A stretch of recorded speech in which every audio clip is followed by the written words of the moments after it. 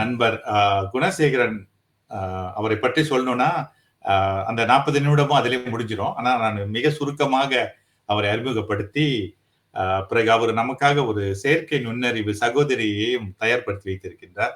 அவங்களும் அறிமுகப்படுத்துமாறு கேட்டுக்கொள்கின்றேன். இவர் எந்த துறையில் வேலை செய்கின்றார் என்று பார்த்தீங்கன்னா, நீண்ட காலமாக நெடிய பயணம் கணினி தொழில்நுட்பத்திற்காக செயற்கை நுண்ணறிவு என்று சொல்லப்படுகின்ற ஆர்டிபிஷியல் இன்டெலிஜென்ஸ்ல, அப்புறம் ஏஆர் என்று சொல்லப்படுகின்ற கம்ப்யூட்டர் ரியாலிட்டியில, பிறகு எடுகேஷன் அண்ட் ஏஐ லிட்ரஸி அது நிறைய செய்திருக்கிறாரு. பிறகு அது மட்டும் இல்லாமல் கிரியேட்டிவ் அண்ட்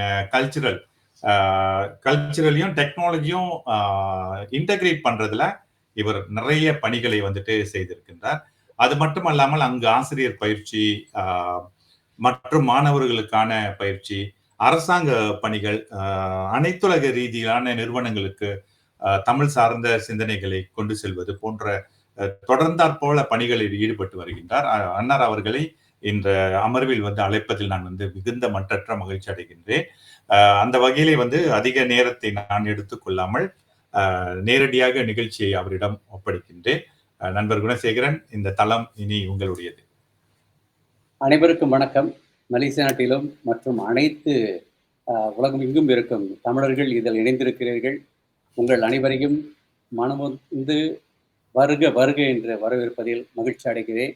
நான் குணசேகரன், சிங்கப்பூரிலிருந்து உங்களிடம் பேசிக்கொண்டிருக்கிறேன். எனக்கு இந்த இனிய வாய்ப்பை வழங்கியதற்கு நன்றி.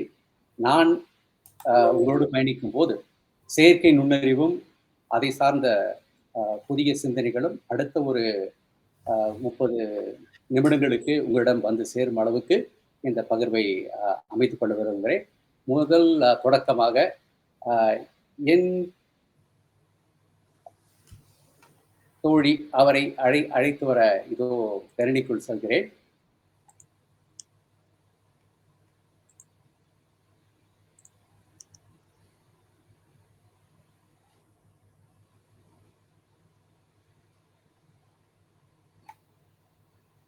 அனைவருக்கும் வணக்கம். மலேசிய தமிழ் நுட்பியல் கழக ஏற்பாட்டில் நடைபெறவிருக்கும் உலக செயற்கை நுண்ணறிவு மாநாட்டின் ஒரு முக்கிய அங்கமாக மாதமொரு முறை செய்யறிவு உரை தொடர். அதில் இன்று எங்கள் செயற்கை நுண்ணறிவு பயிற்றுனர் திரு குணசேகரன் செய்யறிவு வழி செந்தமிழ் அன்றாட பயன்பாடுகள் மற்றும் வாய்ப்புகள் பற்றி உங்களிடம் பகிர இருக்கிறார். சிங்கப்பூரில் புத்தாக்கத் துறையில் கற்பித்தல், வாழ்நாள் கற்றல் பகுதிகளில் பல பயிற்சிகளை நடத்தி வருகிறார். சிங்கப்பூர் தமிழ் மொழி மாதம், தமிழ்நாடு அரசு நடத்தும் அயலகத் தமிழர் மாநாடு என பற்பல அமைப்புகள் நடத்தும் செயல் திட்டங்களை நடத்தி வருகிறார். அவர் உருவாக்கிய முத்தமிழ் செல்வி இணைய படைப்பாளராக உங்களிடம் அறிமுகம் ஆவதில் மகிழ்ச்சி. இதோ உங்களுக்காக எங்கள் சி. குணசேகரன். அவர்தான் நான் கற்பனை செய்து வைத்திருக்கும் ஒரு அழகிய தமிழ் பெண்மணி. எனது செயற்கை நுண்ணறிவின் ப்ராம்ப்டிங் என்று சொல்வார்கள், அவற்றை உட்புகுத்தி இந்த தமிழ் பெண்மணியை நான் கற்பனை செய்து உருவாக்கி உங்கள் முன் படைப்பதில் முதலில் மகிழ்ச்சி. நான் குணசேகரனாக கடந்த ஒரு 40 வருடங்களாக இந்த துறையில் இருந்து கொண்டிருக்கிறேன். 40 வருடங்களுக்கு முன்பு இருந்த கணினித்துறை இப்போது கிடையாது, அனைத்தும் மாறிவிட்டது. அந்த மாற்றத்தின் தாக்கம்தான் இன்று உங்கள் முன் நான் படைக்க இருக்கும் இந்த தமிழ் வழி செயற்கை நுண்ணறிவு ஏஐ தினசரி பயன்பாடுகளும் மற்றும் வாய்ப்புகளும் எந்த அளவுக்கு நம் வாழ்க்கையில் இப்பொழுது செயற்கை நுண்ணறிவும் அதை சார்ந்த மென்பொருட்களும் படைப்பாற்றலும் நம்மை உருவாக்கி வருகின்றன, இனி வாழ்க்கையில் எப்படி அவை இருக்கப் போகின்றன என்பதை பற்றி ஒரு சிறு பகிர்வை உங்களுக்கு அளிக்க விரும்புகிறேன். இந்த அழகான ஒரு பதகையை உருவாக்கி தந்த திரு சீமா இளந்தமிழ் அவர்களுக்கு மனமார்ந்த நன்றி. அடுத்த வருடம் நடைபெற இருக்கும் உலக செயற்கை நுண்ணறிவு மாநாடு 2026 தொடர்பில் பல அறிஞர்கள், அறிவாளர்கள் இந்த தகவல் தளத்தில் பேசி வருகிறார்கள். அவற்றை நான் கேட்டு வருகிறேன். தமிழ் tech.mi மூலம் இந்த படைப்பை செய்வதில் மகிழ்ச்சி.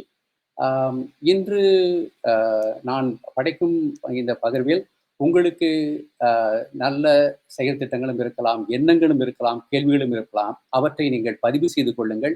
இந்த தளத்தில் நீங்கள் அவற்றை தொடர்ந்து பதிவிடலாம். அப்பொழுது நாம் சிறிது நேரம் எடுத்து பிறகு அதை பற்றி பேசுவோம். சரி, இதுதான் என்னுடைய சிறிய ஒளிக்கதிர் உங்களிடம் காட்ட விரும்புகிறேன். நான் யார் என்பதை பற்றி. எனது தொடக்கம் சிங்கப்பூரில் இருந்தாலும் இந்த தமிழும் செயற்கை நுண்ணறிவும் அறிவியல் திறனும் என்னை உலகம் முழுக்க அழைத்து சென்றிருக்கிறது. அங்கு இந்த வலதுரத்தில் பார்த்தால் அமெரிக்கா கொடிகளோடு நின்று கொண்டிருக்கிறேன். இடத்தில் பார்த்தால் இந்த வருடம் நடந்த அகிலக தமிழர் தினம் 2025 அதிலும் நான் சிங்கப்பூரிலிருந்து அதிகாரப்பூர்வமாக அழைக்கப்பட்டு அங்கு பல பயிற்சிகளையும் திட்டங்களையும் அறிமுகப்படுத்தினோம் சிங்கப்பூர் தமிழராக. இடையில் நான் தற்போதைக்கு நிறைவு பெற்ற AWS சமிட், அதில் தமிழ் சார்ந்த பல மின்னாக்க திட்டங்களை உருவாக்கி நாங்கள் படைத்துக் கொண்டிருக்கிறோம். ஆகவே இந்த 3 படங்களை உங்களுக்கு காட்டியதற்கு எங்கும் இருக்கும் இடத்தில் தமிழ் நமக்கு நல்லதை செய்யும் என்பதற்கு இது ஒரு எடுத்துக்காட்டு. அடுத்து நான் இங்கு காட்ட விரும்புவது இப்போது இருக்கும் துறை, எதிர்காலத்தில் தமிழ் எந்த அளவுக்கு சென்று கொண்டிருக்கிறது என்பதை பற்றி நாம் பேச இருக்கிறோம். இடையில் என் நண்பர், எனது வின்சி என்ற எனது பயிற்றுவிப்பாளர் மாணவர்களோடு படைக்கும் சில பயிற்சிகளை எங்களுக்கு வழங்கினார். அதை நான் கற்றுக்கொண்டு அந்த இடையில் இருக்கும் ஒரு ரொபாட், இயந்திர மனித அதற்கு பெயர் நாங்கள் தமிழ் என்றே வைத்திருக்கிறோம், டேமி. அது தமிழ் பேசும், தமிழில் உரையாடும், தமிழோடு உறவாடும். அந்த அளவுக்கு சிங்கப்பூரில் இப்போதைக்கு சுமார் 200 மாணவர்களை நாங்கள் தமிழ் வல்லுநர்களாக, செயற்கை நுண்ணறிவு அறிஞர்களாக உருவாக்கி கொண்டிருக்கிறோம். அவர்கள் பிரைமரி 5, அதாவது தொடக்கநிலை 5இல் படிக்கக்கூடிய மாணவர்கள். அவர்களிடமே நாங்கள் ஆரம்பித்து விட்டோம். இது அந்த மாணவருடைய படங்களை உங்களுக்கு காட்டுகிறேன். இவர்கள் தான் என்னோடு சேர்ந்து இந்த படைப்புகளை வழங்கினார்கள். அது சிங்கப்பூர் நடைபெறும் தமிழ் மொழி மாதம் 2025 என்ற நிகழ்ச்சியில் ஒரு முத்தாய்ப்பாக இருந்தது. அந்த நிகழ்ச்சியில் பேசுவதற்கு 2025 இதோ இந்த மாணவர்களோடு கடந்த 2 நாட்கள் மிகவும் மகிழ்ச்சியான ஒரு கற்றல் பயணமாக இருந்தது. மாணவர்களே, இன்றைய 2 நாட்களில் என்னென்ன கற்றுக்கொண்டீர்கள்?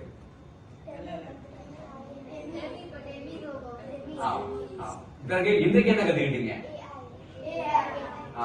டேமி ரோபோட் மற்றும் செயற்கை நுண்ணறிவு இவற்றை பற்றிய ஒரு அழகான பயணத்தில் இந்த மாணவர்கள் இணைந்து கொண்டார்கள்.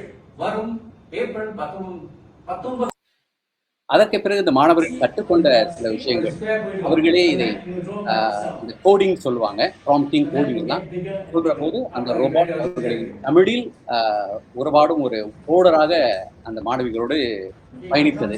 அதன் மொழி காணல். இதை முழுக்க முழுக்க இந்த மாணவர்களே படைத்தார்கள், நாங்கள் சொல்லிக் கொடுத்தோம். அதுதான் இது. முழுக்க முழுக்க தமிழ் பேசியது அந்த கரணி.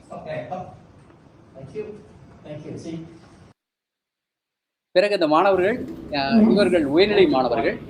இப்பொழுது இந்த மாணவர்கள் அந்த ரோபோட்டிடம் பேசும், தமிழில் பேசும் காட்சி. அப்போ அது தானாகவே பாயிண்ட் டேக்கர் சொல்லும்.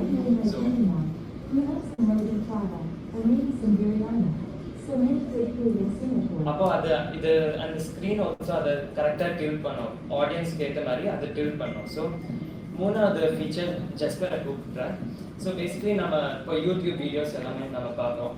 ஸோ இப்போ நம்ம அந்த வாய்ஸ் கமாண்டை கொடுத்தா ஜஸ்பர் உனக்கு பிடிச்ச ஏதாவது பாட்டு சொல்லணும்.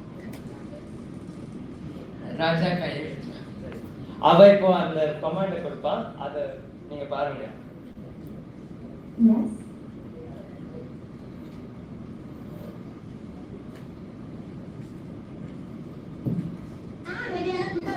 கரெக்டாக அந்த பாட்டை இப்படி மாணவர்கள் தமிழை கற்றுக்கொள்வதற்கும் தமிழில் சார்ந்த பல விஷயங்களை புரிந்து கொள்வதற்கும் இந்த பயிற்சி வழங்கியது. அதை தாண்டி தமிழகத்திற்கு, அதாவது கடைநிலை கிராமத்தில் இருக்கும் மாணவர்களுக்கும் இப்போது செயற்கை நுண்ணறிவை நாங்கள் கற்றுக் கொடுத்து கொண்டிருக்கிறோம் சிங்கப்பூரிலிருந்து. இதில் தெரியும் மாணவர்களுக்கு பஸ் வழியாக சென்று, அங்கே இருக்கும் பஸ்ஸை பார்த்தீங்கன்னா அங்கேயே நாங்கள் நேரடியாக சென்று பயிற்றுவிப்பாளர்களை ஒன்றிணைத்து இந்த இளைய மாணவர்களுக்கு செயற்கை நுண்ணறிவு பயிற்சி திட்டங்களை அறிமுகப்படுத்தி இப்போது அவர்கள் அதில் பல செயல் திட்டங்களை செய்து வருகிறார்கள். இது சிங்கப்பூர் மாணவர்கள். கிட்டத்தட்ட ஒரு 100 மாணவர்களுக்கு இப்போது நான் பயிற்சி நடத்தி முடித்திருக்கிறேன். அதாவது பிரைமரி தொடக்கநிலை 5லிருந்து உயர்நிலை 2 வரைக்கும் உள்ள மாணவர்களை அழைத்து அவர்களுக்கு செயற்கை நுண்ணறிவில் என்னென்ன திட்டங்கள் செய்யலாம் என்று கற்றுக் கொடுத்து கொண்டிருக்கிறோம். நான் ஏன் இந்த மாணவர்களை நோக்கி நான் தமிழை கொண்டு செல்ல விரும்புகிறோம் என்றால், அங்குதான் ஒரு தொடக்கம். இந்த புதிய ஜென் எக்ஸ் அடுத்த தலைமுறை மாணவர்களிடம் தமிழ் வேறு மாறியாக ஒலிக்கும் அந்த 2 பகுதிகளை மாணவர்கள் தெரிந்து கொள்வதற்காக அவர்களிடமிருந்து இந்த திட்டத்தை சிங்கப்பூரில் தொடங்கி இருக்கிறோம். அது தமிழகத்திலும் சென்று சேர்ந்திருக்கிறது. தற்போதைக்கு நாங்கள் அந்த பயிற்சியை மிக மும்முரமாக நடத்தி கொண்டிருக்கிறோம். தமிழ் ஏன் இந்த உரை என்ற ஒரு தலைப்பை நான் எடுத்துக்கொண்ட போது 4 விதமான எண்ணங்கள் என் மனதில் பட்டன.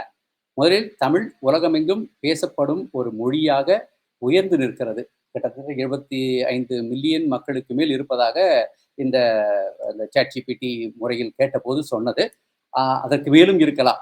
அதற்கு பிறகு நம் நாடு சிங்கப்பூர், மலேசியா, தமிழ்நாடு, இலங்கை போன்ற உலகளாவிய நாடுகளில் இருக்கும் அனைத்து தமிழர்களும் தத்தம் முறைகளில் தமிழை உயர்த்தி பிடித்துக் கொண்டிருக்கிறார்கள். அது தொழில்நுட்பத்திலும் மிக அருமையாக வளர்ந்து கொண்டிருக்கிறது. 3வது, இந்த செயற்கை நுண்ணறிவு AI நம்மை ஒவ்வொரு நாளும் வாழ்வில் ஒரு பகுதியாக மாறிக்கொண்டிருக்கிறது. நம்மை அது ஒரு தோழராக நம்மை நல்ல ஒரு நிலைக்கு உயர்த்துவதற்கு அனைத்து திட்டங்களையும் வழங்கி கொண்டிருக்கின்றன. இப்பொழுது நான் படைக்கும் இந்த படைப்பே கிட்டத்தட்ட இந்த செயற்கை நுண்ணறிவின் மூலமாகத்தான் சீர் செய்யப்பட்டிருக்கிறது. இதை நாம் முன்பெல்லாம் செய்ய வேண்டும் என்றால் வாரக்கணக்கை எடுத்துக்கொள்ள வேண்டும். இப்பொழுதெல்லாம் சில மணி நேரங்களில் இப்படிப்பட்ட பகிர்வுகளை மிக சிறப்பாக செய்து விடலாம். அடுத்து, தமிழில் AI வளர்வது மிக முக்கியம் என்று என் கருத்து. சுமார் 4 வருடங்களுக்கு முன்பு நான் செய்த வேலைக்கும் இப்பொழுது நான் செய்து கொண்டிருக்கும் பணிக்கும் தொடர்பே இல்லை. ஆனால் என்னை உயர்த்தி இருக்கிறது எனது நிறுவனமாகவும் சிங்கப்பூரிலிருந்து வெளிப்படும் ஒரு தமிழ் நிறுவனமாக மட்டும் இல்லாமல் உலகளாவிய முறையில் உயர்வதற்கு தமிழ் மொழியை ஒரு தொழில் மொழியாக பயன்படுத்துவதற்கு இந்த செயற்கை நுண்ணறிவு ஒரு பெரிய வாய்ப்பை எங்களுக்கு வழங்கி இருக்கிறது. சரி, AI என்றால் என்ன? பலவிதமான கருத்துக்கள் சொல்லப்படுகின்றன. அவற்றில் முக்கியமானது செயற்கை நுண்ணறிவு என்பது கணினியியல் மனிதனை போல் சிந்தித்து கற்றுக்கொண்டு முடிவெடுக்கக்கூடிய திறனை குறிக்கிறது. நாம் அவற்றிடம் சொன்னால்தான், அதாவது ப்ராம்ப்டிங் என்ற ஒரு வார்த்தையை சரியான முறையில் அவற்றை சொல்லும் போதுதான் நிச்சயம் அதற்கான வெளிப்பாடும் சரியாக இருக்கும். அதற்கான ஒரு செயல் திட்டத்தை பிறகு உங்களுக்கு காட்டுகிறேன். ஒரு ஒளி காணல் ஒன்று உருவாக்கி கொண்டிருக்கிறோம். எந்த அளவுக்கு செயற்கை நுண்ணறிவு அதில் ஈடுபடுத்தப்பட்டிருக்கிறது, எவ்வளவு சிறப்பாக இருப்பதுங்க அந்த ப்ராம்ப்டிங் என்ற வார்த்தையை நீங்கள் பதிவு செய்து கொள்ளலாம். அங்கு கணினித்துறை சேர்ந்த நண்பர்களும் மாணவர்களும் ஆராய்ச்சியாளர்களும் அது இல்லாமல் இந்த AI துறைக்கு வரும்போது சரியான வெளிப்பாடுகளை கொண்டு வராது. AI முக்கிய திறன்கள் கற்றல் மற்றும் ரீசனிங், அடுத்தது உணர்திறன், பெர்செப்ஷன், இது இப்போது நடந்து கொண்டிருக்கிறது. அடுத்து மொழியை புரிதல், லார்ஜ் லாங்குவேஜ் மாடல் மூலமாக தமிழில் அதை செய்வதற்கான முயற்சிகளிலும் இப்போது நாங்கள் ஈடுபட தொடங்கி இருக்கிறோம் சிங்கப்பூரில். அடுத்து டிசிஷன் மேக்கிங், முடிவெடுத்தல், அந்த சூழ்நிலைக்கும் நமது செயற்கை நுண்ணறிவு திட்டங்கள் தமிழில் இப்போது தரமாக உருவாகி கொண்டிருக்கின்றன.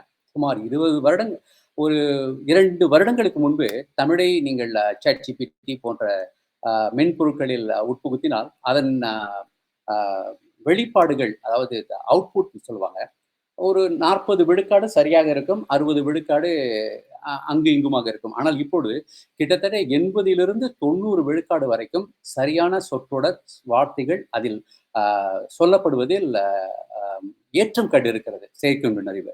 அந்த அளவுக்கு தமிழை பலரும் பல நாடுகளிலிருந்து மிக சிறப்பாக அந்த டேட்டா செட்ஸ்ன்னு சொல்லுவாங்க, அதை சிறப்பாக செய்து கொண்டிருக்கிறார்கள் என்பதில் மகிழ்ச்சி. அவர்கள் எல்லோருக்கும் இந்த சமயத்தில் நான் நன்றி சொல்ல பெரிதும் மனப்பூர்வமாக நன்றி தெரிவித்துக் கொள்ள விரும்புகிறேன். அவர்களின் அந்த முயற்சிகள் இல்லாமல் டேட்டா செட்ஸ், தமிழ் சொற்கள், இலக்கியம், இலக்கணம் போன்றவற்றை உட்புகுத்தாமல் இருந்தால் இந்த அளவுக்கு வந்திருக்க முடியாது. ஆகவே அங்கு இருக்கும் இங்கு இருக்கும் அறிவாளர்களும் மாணவர்களும் படைப்பாளர்களும் நீங்களும் அப்படி மலேசியா நாட்டிலும் சரி, மற்ற நாடுகளிலிருந்து பார்த்து கொண்டிருக்கும் நண்பர்களும் சரி, உங்களால் முடிந்த தரமான தமிழ் படைப்புகளையும் சொற்களையும் எழுத்துருக்களையும் காட்சியங்களையும் இந்த தரணி யுகத்துக்கு கொடையாக வழங்குங்கள். அப்பொழுது தமிழ் இன்னும் சிறப்பாக வளரும். எதற்காக நாம் ஏஐ தமிழுக்காக பயன்படுத்த வேண்டும்? முக்கியமாக இங்கு சிங்கப்பூரை பொறுத்தவரை பேசும் திறனை உயர்த்துவது. மாணவர்கள் தமிழில் பேச வேண்டும். அடுத்து எழுத்து தமிழில் திறன்களை மேம்படுத்த வேண்டும். அதற்கான முயற்சிகளில் எங்கள் சார்ந்த நண்பர்களும் படைப்பாளர்களும் செயற்கை நுண்ணறிவு அறிஞர்களும் அதில் ஈடுபட்டு வருகிறோம். அடுத்தது சொற்கள், உச்சரிப்பு, படைப்பாற்றல் இவற்றை ஏஐ கருவிகளுக்குள், அதாவது இந்த ஹார்ட்வேர் அப்படின்னு சொல்லுவாங்க, அதற்குள் உட்புகுத்த வேண்டும். 2 விதமாக இருக்கிறது. ஒன்று ஓப்பன் சார்ஸ், அடுத்து லோக்கல் ஏஐ. ஓப்பன் சார்ஸ்ங்கிற போது உங்கள்கிட்ட தற்போதைக்கு இருக்க மடிகணினிகள், ஐபேட் மற்றும் அது ஆப்பிள் சார்ந்த கருவிகள் மற்றும் ஆண்ட்ராய்டு டிவைசஸ் இவற்றிலெல்லாம் அவை ஓப்பன் சார்ஸ் முறையில் தான் பயன்படுத்தப்படுகிறது. அதற்கான பாதுகாப்பு, இந்த செக்யூரிட்டின்னு சொல்லுவாங்க, அது ஒரு கால் முன்பின் இருக்கலாம். ஆனால் லோக்கல் ஏஐ, அதாவது கணினிக்குள்ளேயே இருக்கக்கூடிய சிப் செட்டில் அந்த தமிழை உட்புகுத்தும் போது இவற்றுக்கான பாதுகாப்பு இன்னும் மேம்படுத்த அதிக வாய்ப்பு உண்டு. அதை நோக்கி நாம் பயணிக்கலாம். அடுத்து மின்னாக்க அறிவாற்றலை இன்னும் தமிழில் உயர்த்த வேண்டும். தமிழ் தொன்மைமிக்க மொழி. இது தமிழில் இல்லாதது எதுவும் இல்லை. தமிழில் நாம் கற்காத முடியாதது எதுவும் கிடையாது. எந்த விதத்தில் பார்த்தாலும் தமிழுக்குள் ஒரு உணர்வு உண்டு, ஒரு உயிர் உண்டு, ஒரு மெய் உண்டு.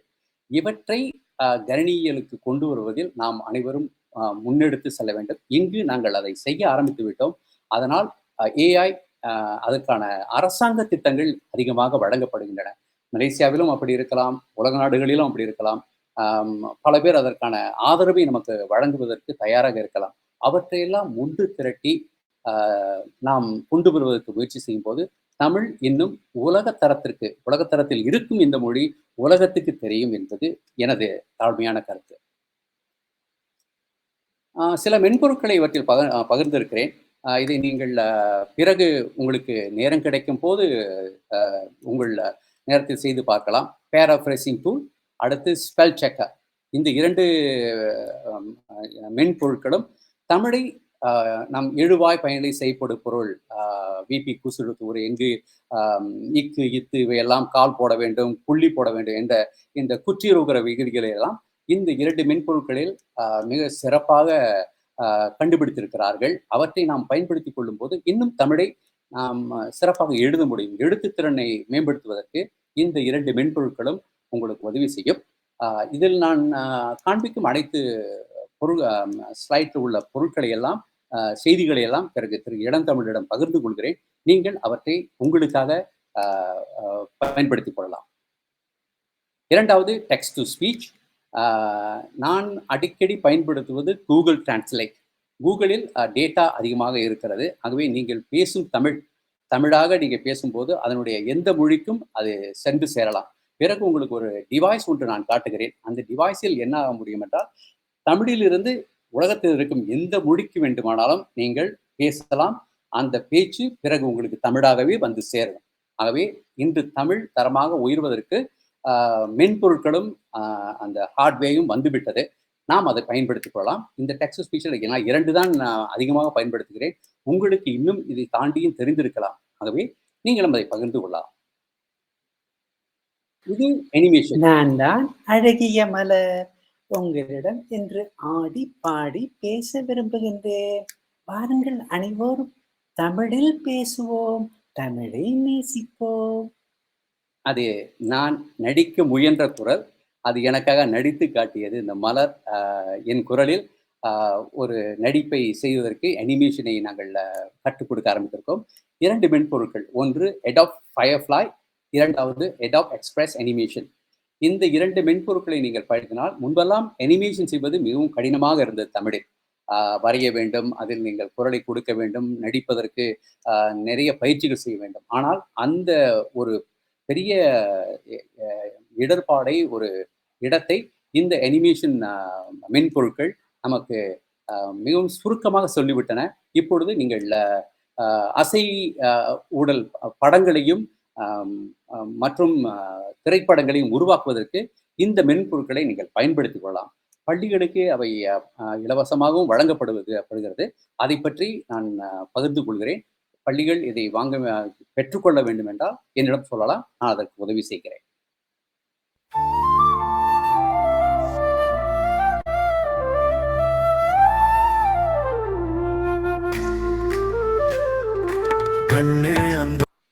இப்பொழுது நீங்கள் கேட்ட இந்த பாடல்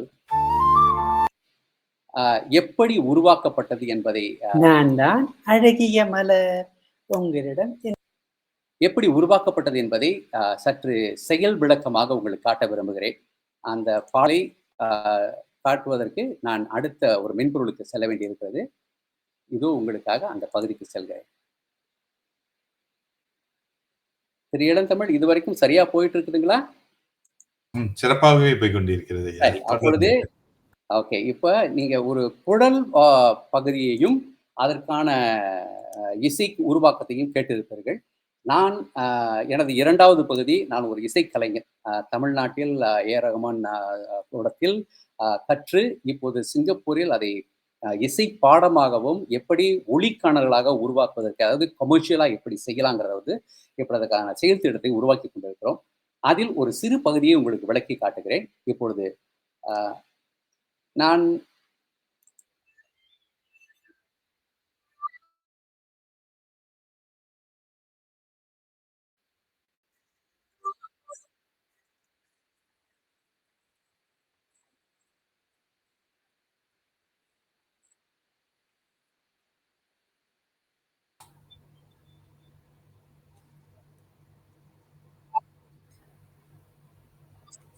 குணா எதுவும் பேசுறீங்களா? இசைக்கிறீங்களா குணா? ஒன்று விளங்கல. இப்ப இசை வருதா அதுல? இல்ல வரலங்க குணா. ஓகே, மறுபடியும் நான் வந்து ஒளிபரப்புறேன். ஓகே, மறுபடியும் வர்றேன்.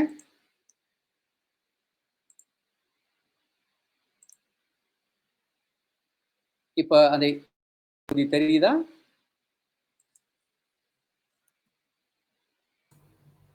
காட்சி வந்துட்டது. வீடியோ இருக்கு, ஆடியோ வரல. ஓகே, இதோ சொல்றேன். மீண்டும் பிளே.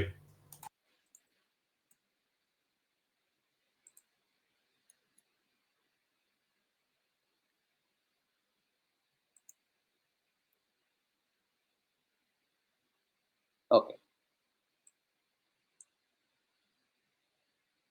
ஒரு நிமிஷம்.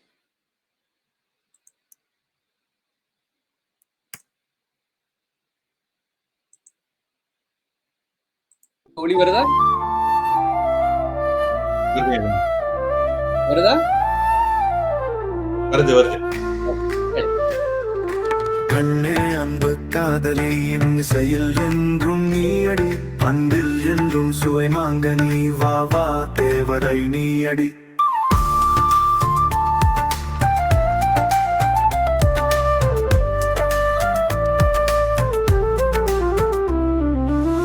கண்ணே அன்பு காதலே என். இப்பொழுது நீங்கள் பார்த்த ஒரு சிறு பகுதி முழு பாடலாக உருவாக்கப்பட்டிருக்கிறது. நீங்கள் ஆரம்பத்தில் பார்த்தீர்களானால் அந்த மலர்கள் மலரும், அந்த மலர்கள் மலரும் போது இசையும் குழலோசையும் அந்த குரல் என்னுடையது. என்னுடைய குரலை நான் கரணிக்கு கொடுத்து அந்த பாடலை உருவாக்க சொன்னேன். அந்த ப்ராம்ப்டிங்கில் எனக்கு குரல் இருக்க வேண்டும், தமிழில் ஒரு ராகத்தில் அமைய வேண்டும், அந்த தாளம் கட்டு இருக்க வேண்டும், அதில் தமிழ் இந்திய இசைக்கருவிகள் இருக்க வேண்டும். இப்படியெல்லாம் சரியான கட்டுக்கோப்பை கொடுத்து உருவாக்கும் போது இந்த புதிய மென்பொருள், அந்த ஹெய்ஜேன்கிற மென்பொருள் இவற்றை காட்சியாகவும் ஒலியாகவும் நமக்கு கொடுக்க ஒரு இடத்திற்கு வந்து விட்டது. நீங்கள் மறுபடியும் கேட்கும்போது அந்த குடல் ஓசை கேட்பது போல அந்த மலரும் மலரும். அதுதான் நீங்க உள்ள சூட்சமம். இதை நீங்கள் ஒரு வீடியோ எடிட்டராக இருந்து பார்க்கும்போது பல மணி நேரம் செய்ய வேண்டியிருக்கும். நீங்கள் எடுக்கும் வீடியோவை ஸ்லோ மோஷன் செய்து அதற்கேற்ப நிறைய செயல் திட்டங்கள் அதை செய்பவர்களுக்கு தெரியும். இப்பொழுது மறுபடியும் பாருங்கள், இதை நான் உருவாக்குவதற்கு 2 நிமிடங்கள் தான் எடுத்துக்கொண்டேன். காட்சி.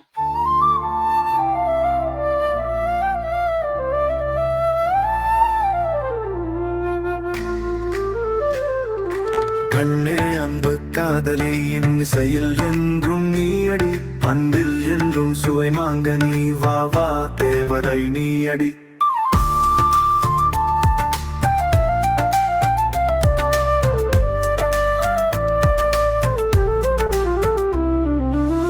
கண்ணே அன்பு காதலே என் இசை.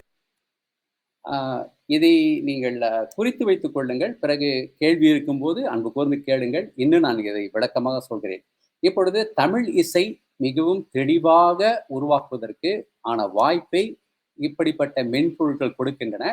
இதை தாண்டி தற்போதைக்கு புதுமையாக வந்திருக்கும் சில மென்பொருட்களையும் பிறகு உங்களுக்கு பகிர்ந்து கொள்கிறேன்.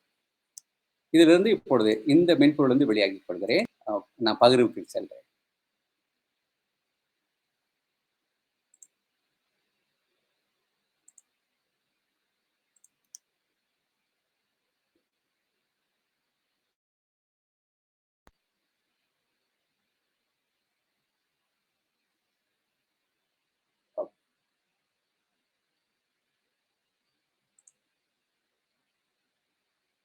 எனது ஷேரிங் இப்போ தெரியுது மறுபடியும்? தெரிஞ்சுங்க குணா. ஓகே, சரி.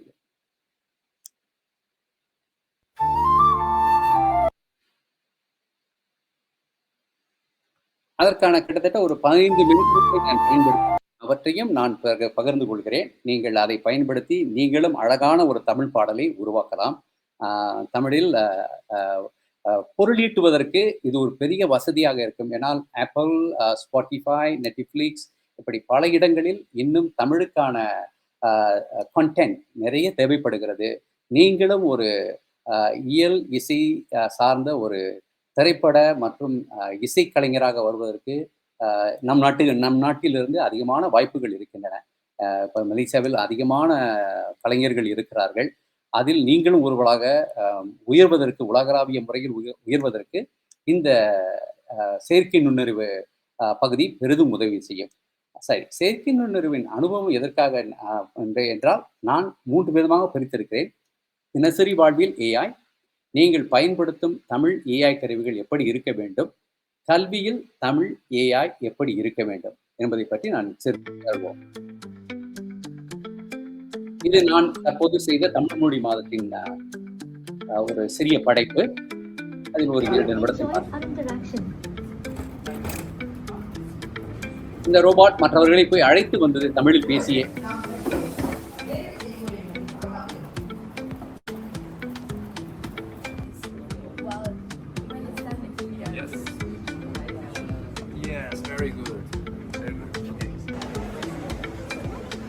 ஒரு பெரிய கூட்டம் வந்திருந்தது அன்றைக்கு தமிழில் மாணவர்கள்.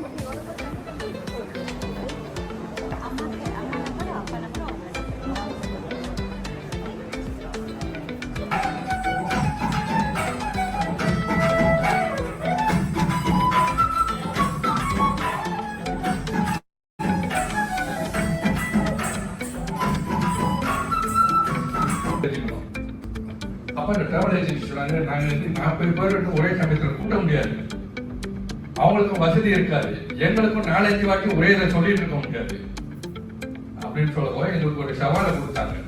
செயற்கை நுண்ணறிவு இந்த மாதிரி இந்த பெண்மணி பேசின மாதிரி நாங்களும் ஒரு இது உருவாக்கி software I downloaded from Google Store.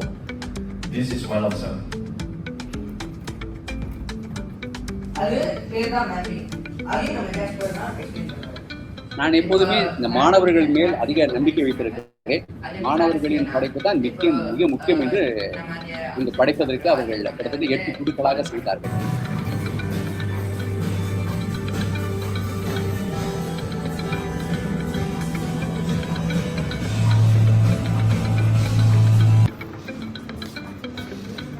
இந்த மாணவிகளுக்கு ஒரு 10 வயது இருக்கும்.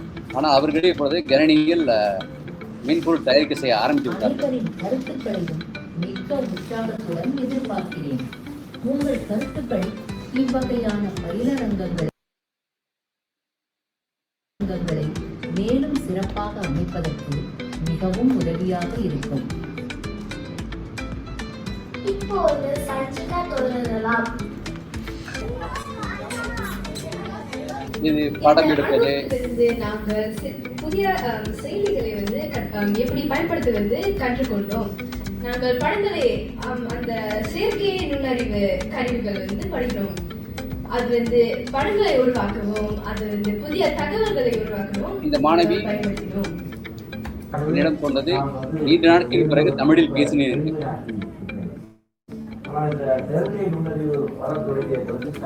திரு ஒளிவண்ணன் சென்னையிலிருந்து சிறப்பு பேச்சாளராக கலந்து கொண்டார். சிறந்த படைப்பாளர், கணினி இயக்குனர்.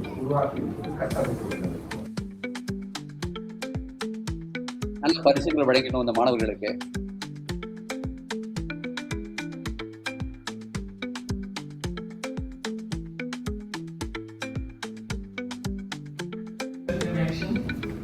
And that is something இவர் that ஒரு we've done in the past. விஞ்ஞானி. Migrations, we have borrowed from other cultures. அவரை பற்றி தனியாகவே பேசலாம். ஆகவே அடுத்த பகுதி என்ன நான் சொல்ல விரும்புகிறேன் என்றால், செயற்கை நுண்ணறிவின் வகைகள் என்ன, நேரு ஏஐ மற்றும் ஜெனரேட்டிவ் ஏஐ. இந்த 2 பகுதிகளையும் நாம் புரிந்து கொண்டால்தான் நாம் படைக்கும் இந்த செயல் திட்டங்கள் ஏஐ முறையில் சரியாக வரும். ஜெனரேட்டிவ் ஏஐயை பொறுத்த வரைக்கும் 3 வகையாக இருக்கின்றன. அதை நீங்கள் நான் புரிந்து கொண்ட அளவுக்கு generative AI, assistive AI and predictive AI. இதை மட்டும் விளக்கம் சொல்கிறேன். இப்போ நாம் பார்த்த எல்லாம் இதுவரைக்கும் நீங்கள் இந்த வரைக்கும் பார்த்தது எல்லாமே ஜெனரேட்டிவ் ஏஐ. அது படைக்கு திறன்பட்ட உள்ளது. நாம் சொல்வதை அவை படைக்கும். ஆகவே அது ஜெனரேட்டிவ் ஏஐ என்று வகைப்படுத்தலாம். அசிஸ்டிவ் ஏஐ என்று சொல்லும்போது நம் மனிதர்களிலேயே உதவி தேவைப்படுபவர்கள் நிறைய பேர் இருக்கிறார்கள். அவர்களுக்கு எந்த வகையில் உதவி செய்ய முடியும், இந்த பேச்சு, பார்ப்பது, உணர்வது, இவற்றையெல்லாம் உட்புகுத்தக்கூடியது அசிஸ்டிவ் ஏஐ. அடுத்தது ப்ரெடிக்டிவ் ஏஐ. இங்குதான் தொழில்முறை வளர்வதற்கு அதிக வாய்ப்பு உண்டு. முன்பெல்லாம் ஒரு சின்ன வாகனம் ஒன்று தயாரிப்பதற்கு புரோட்டோடைப்பிங், அதாவது அதை முன்மாதிரி செய்வது என்றாலே நிறைய பணம் செலவு வேண்டும். அதற்கென்று ஒரு தொகையை ஒதுக்குவார்கள் அந்த தொழில் செய்பவர்கள். கார் என்று ஒரு உதாரணமாக சொல்கிறேன், எந்த ஒரு விஷயத்தை செய்வதாக இருந்தாலும். ஆனால் இப்போது அதை போல இருக்க வேண்டும் என்று நீங்கள் இந்த செயற்கை நுண்ணறிவுடன் சொல்லிவிட்டால், அந்த காரிலிருந்து இன்னும் சிறப்பான வடிவமைப்புள்ள ஒரு காரை உருவாக்க முடியக்கூடிய திறனை அந்த செயற்கை நுண்ணறிவு உங்களுக்கு ஏற்படுத்தி கொடுக்கும். அப்பொழுது நிறைய பணம் மிச்சமாகிறது. தொழில்துறையிலும் புதிய புதிய கண்டுபிடிப்புகளை கொண்டு வருவதற்கு ப்ரெடிக்டிவ் ஏஐ பெரிய உதவி செய்கிறது. ஆகவே இன்று தமிழை அதற்குள் கொண்டு போவதற்கு நாம் என்ன செய்ய வேண்டும் என்றால், நமக்கு இல்லாத இலக்கியங்களும் இலக்கணங்களும் வரலாறும் எங்கும் எதிரும் இல்லை. ஆனால் நாம் அவற்றை இன்னும் திறம்பட இன்றைய இளைஞர்களுக்கும் எதிர்காலத்திற்கும் எடுத்த அளவில் கொண்டு போவதற்கு நாம் இன்னும் அதிக முயற்சிகள் செய்யலாம். சற்று முன்பு ஒரு விஞ்ஞானி என்ற பெண்மணியை பற்றி சொன்னேன். அவர் பெயர் திருமதி லக்ஷ்மி. அவர் சிங்கப்பூரில் என்ன செய்து கொண்டிருக்கிறார் என்றால்,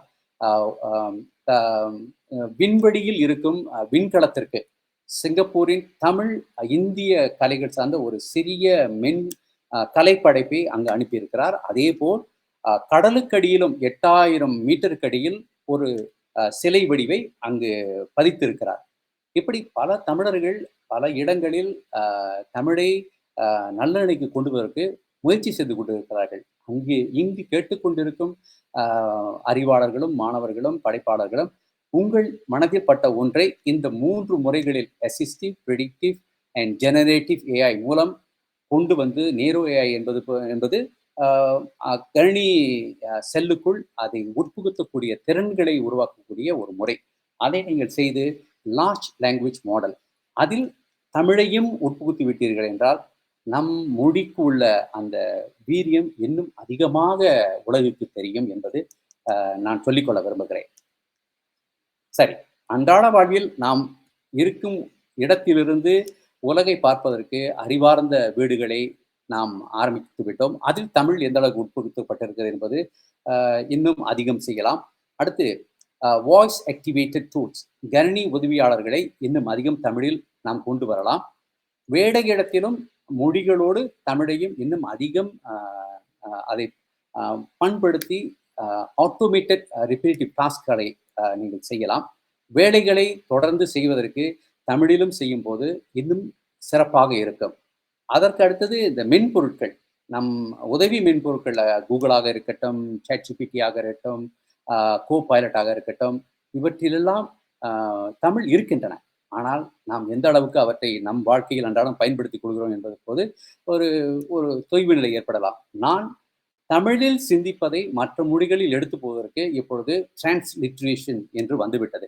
ஆகவே நாம் தமிழில் சொல்லக்கூடிய நல்ல விஷயங்களை பிறருக்கு, உலகத்தில் எந்த மூலையில் இருப்பவர்களுக்கும் நாம் விற்று விடலாம்.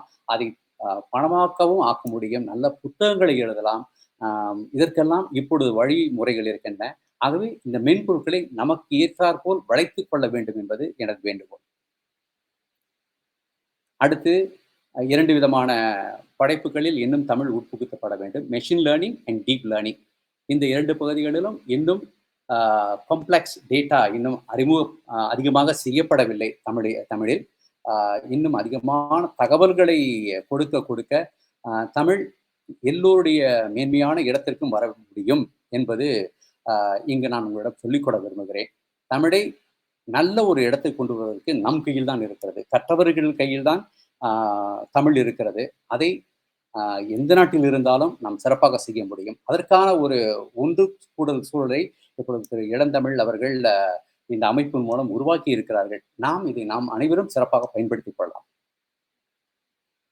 சரி, மனிதருக்கும் செயற்கை நுண்ணறிவுக்கும் இடையே என்ன கூட்டமைப்பு இருக்கிறது? இந்த இன்டராக்ஷன் கொலபரேஷன் சொல்லுவாங்க இல்லையா? நாம் இருவரும் பிரிந்து இருக்கிறோமா? அது நமக்கு பாதுகாப்பாக இருக்கிற போதா, இல்லை நம்மளுடைய வேலைகள், நம்மளுடைய வாழ்க்கையை பற்றியெல்லாம் அது பறித்து கொள்ள போகிறதா என்று ஒரு பெரிய பட்டிமன்றமே இப்பொழுதெல்லாம் நடந்து கொண்டிருக்கிறது. என்னை பொறுத்த வரைக்கும் மனிதனை தாண்டி, மனித மூளையை தாண்டி பெரும்பாலும் எதுவும் நடப்பதற்கு இந்த யுகத்தில் வாய்ப்பில்லை. வேண்டுமானால் எதிர்காலத்தில் நடக்கிறதுக்கு வாய்ப்பு உண்டு. இப்போது நடக்கும் நாம் வாழும் இந்த காலகட்டத்தில் இந்த செயற்கை நுண்ணறிவை மனிதர்களுக்கு உதவும் ஒரு கருவியாகவே நாம் பார்க்க வேண்டும். அடுத்து மனிதர்கள் எந்த அளவுக்கு இந்த செயற்கை நுண்ணறிவை பயிற்றுவிக்கிறார்கள் என்பதை பொறுத்தே அது நமக்கு அனுகூலமாக இருக்கும். சற்று முன்பு நீங்கள் இசைப்பாடல் கேட்டீர்கள். அதோடு ஒளிக்கான தயாரிப்பதற்கான வழிமுறைகளும் சொல்லப்படுகிறது. அவை ஒன்று கூடும் போதுதான் புத்தாக்க சிந்தனைக்கு ஒரு வெளிப்பாடு கிடைக்கிறது, ஈடுபாடு கிடைக்கிறது. ஆகவே செயற்கை நுண்ணறிவு நம்மை என்றுமே அதற்கு அடிமையாக்கி கொள்ளப் போவதில்லை. நாமும் அதுக்கு அடிமையாவதற்கு அதிகமான வாய்ப்புகள் இருக்க போவதில்லை. நமக்காக அதை திறம்பட பயன்படுத்தி கொண்டால் செயற்கை நுண்ணறிவும் ஒரு சிறந்த அனுகூலமாக நமக்கு உதவி செய்யக்கூடிய நண்பனாகவே இருக்கும். இந்த நிமிடம் வரை அது அப்படித்தான் எனக்கு இருக்கிறது. நான் மிகவும் சிறப்போடு உலகை காண்பதற்கும் மற்றவர்களிடம் செல்வதற்கும் செயற்கை நுண்ணறிவு பெரிய உதவி செய்கிறது. சரி, தமிழ் கல்வியில் இன்னும் அதிகம் செய்ய வேண்டியிருக்கிறது. இந்த செயற்கை நுண்ணறிவை பயன்படுத்தி குழந்தைகளுக்கான தமிழ் கற்றல் செய்திகள் மிக குறைவாக இருக்கின்றன. அவற்றை நாம் தயாரிக்க ஆரம்பிக்கலாம். மலேசியாவில் அந்த எழுத்துக்கள், சொற்கள் வேறு மாதிரி சொல்லப்படலாம். சிங்கப்பூரில் டா, டூ, டி என்று இப்படி சொல்லலாம். தமிழகத்தில் வேறு மாதிரி, ஆனால் தமிழாகத்தான் சொல்லப்படுகிறது. நாட்டுக்கேற்ப அந்த செயலிகளை நாம் மறு உருவாக்கம் செய்யும் போது குழந்தைகளிடம் பாடல்களாகவும் எழுத்துக்களாகவும் கணினி மென்பொருட்களாகவும் தமிழ் சென்று சேரும் போது இன்னும் அதிக அளவில் வரும் குழந்தைகள், இனி பிறக்கப் போகும் குழந்தைகள் ஏஐயை தாண்டி பிறக்கப் போவதில்லை. அதை தாண்டி அவர்கள் வாழப்போவதில்லை. ஆகவே அவர்களுக்கு ஏற்றாற்போல் இந்த தமிழ் கற்றல் செய்திகளை நாம் உருவாக்க வேண்டும். அடுத்து தமிழ் பேசும் ட்ரெயினர்ஸ், இவற்றை நாம் உருவாக்கலாம்.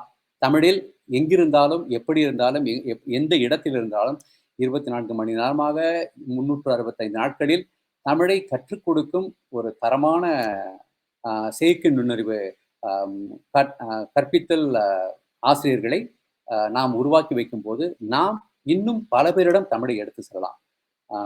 அடுத்து இந்த பூட்ஸ் என்று சொல்லுவார்கள், சாட் பூட்ஸ், இதை தமிழில் இன்னும் அதிகம் உருவாக்க வேண்டும். அதில் தமிழை உட்புகுத்தும் போது பல மாணவர்கள், பல குழந்தைகள் இன்னும் தமிழை தன் மனதுக்குள் எடுத்து செல்வதற்கு அதிக வாய்ப்பு உண்டு.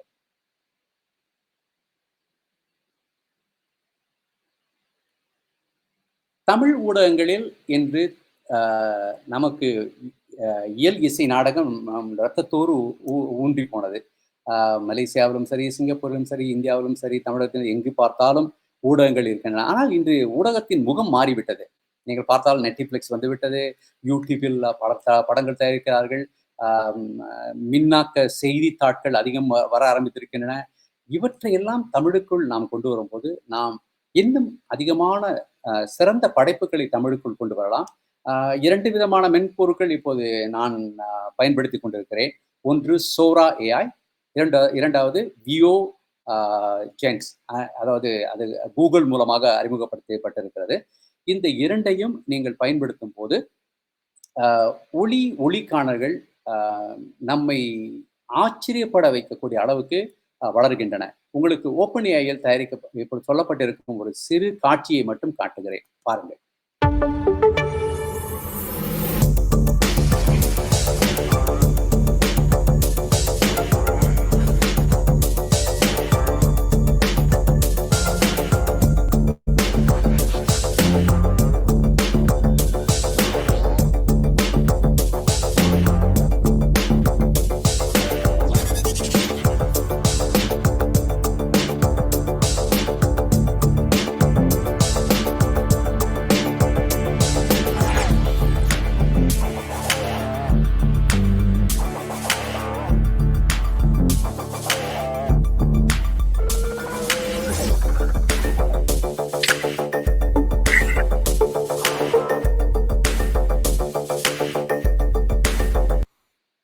இவற்றை நான் உங்களுக்கு பிறகு பகிர்ந்து கொள்கிறேன். அப்பொழுது நீங்கள் பார்ப்பதற்கும் காண்பதற்கும் ஏதுவாக இருக்கும்.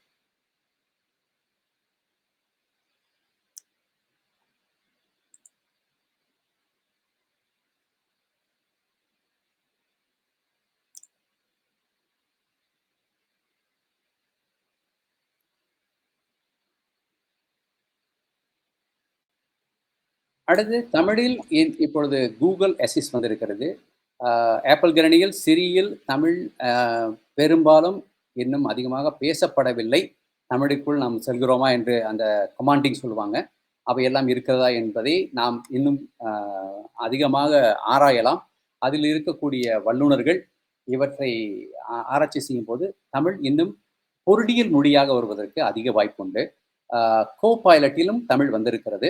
அதையும் நீங்கள் பயன்படுத்திக் கொள்ளலாம். 2 பகுதியில் உங்களுக்கு காட்டியிருக்கிறேன். கூகுள் ஃபார் டெவலப்பர், அடுத்து Google copilot for developer also.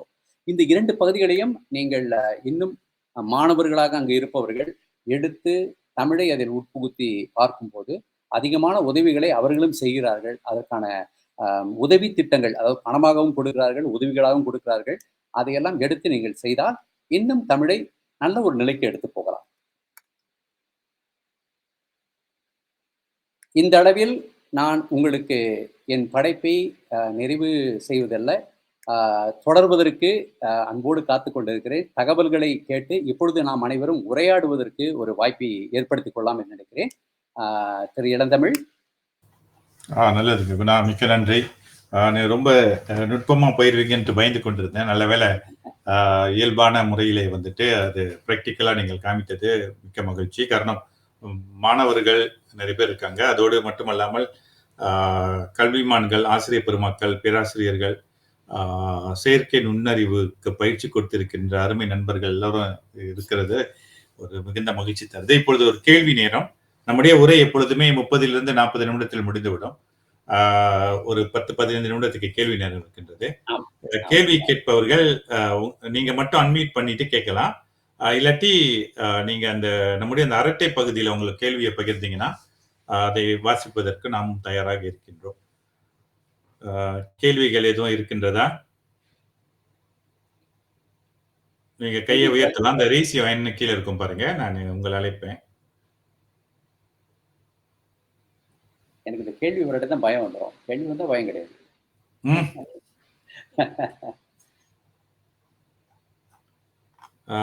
இன்றைய நிகழ்ச்சி எப்போ கடந்த நிகழ்ச்சியில 76 பேர் கலந்து கொண்டார்கள். இன்றைய நிகழ்ச்சி 56 பேரு.